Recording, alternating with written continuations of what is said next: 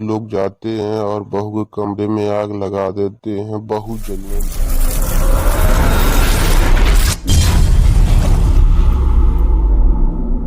एक गांव में सीमा अपनी बहू आरती के साथ रहती थी। उसका बेटा शहर में काम करता था। उसके पति उसके साथ ही रहते थे। सास बहू की रोज लड़ाई होती थी।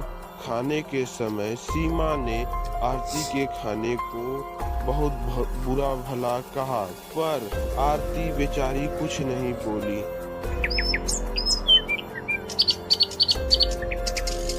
अगली सुबह जब आरती खाना बना रही थी, तब उसके हाथ से कढ़ाई गिर गई। उसकी सास ने यह आवाज सुनकर उसके पास आई और बोला, करमजली, तुझे दिखाई नहीं देता? तूने मेरी सास की कढ़ाई को गिरा दिया।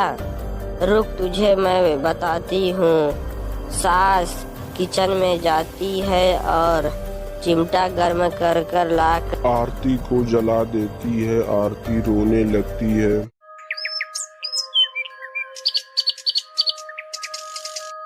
अगली सुबह सास की सहेली उससे मिलने आई और दोनों आपस में बात करने लगी।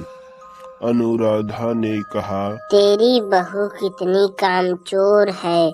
घर पर मेहमान आए हैं, उन्हें चाय पकौड़े तक नहीं पूछ रही है। तब सीमा ने कहा, ए बहू, अनुराधा के लिए चाय पकौड़े ला दे।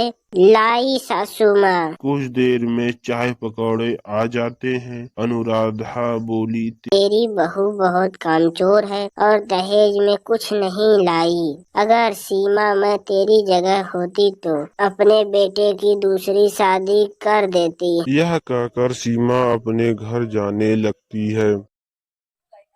उसी रात सीमा अपने पति से अनुराधा की बात कहती है।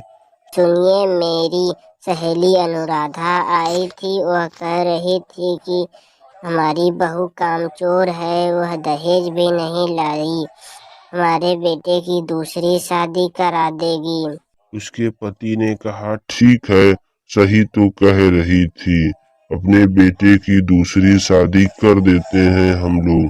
वैसे भी ये दहेज में कुछ लाई नहीं है, पर इसको भगाएंगे कैसे? भगाएंगे क्यों?